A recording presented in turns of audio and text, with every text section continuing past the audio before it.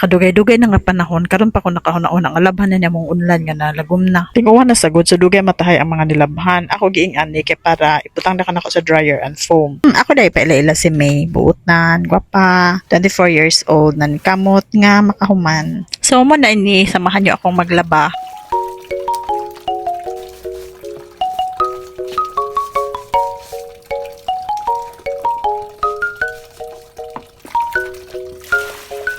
Lami maglabayan, mag-chika-chika, chismis, mga kaagi sa kinabuhi, katawanan, kalukanan, kagulanan, mga amazing.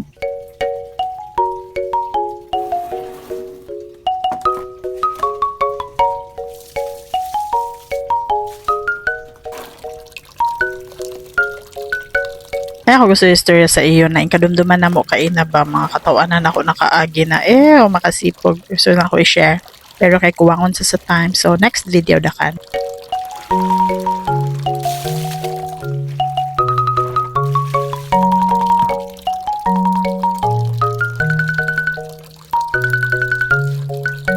So, hapit na ako mahuman guys. So, basta machika-chika, dali na gayod mahuman ang trabaho.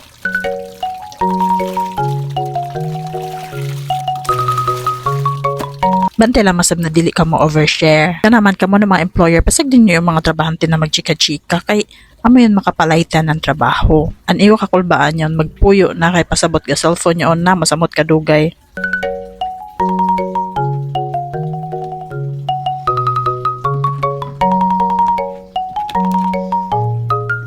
While paabot sa ako gispin dry, malaban na ako ng mga sapatos.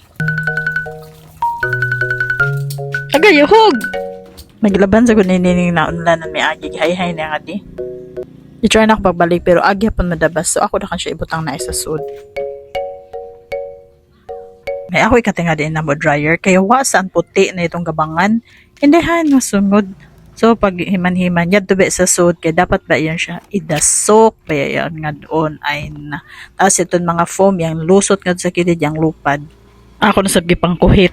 So kuman balik na sa bako pagpa-spin dry tapos maglaban na sa bawas-was na sa bakol mga sapatos.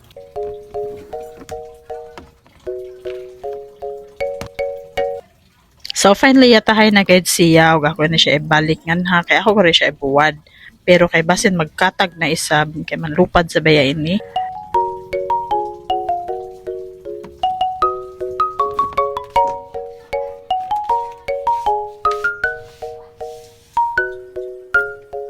So ako na kan siya isud nga ni sa net bag.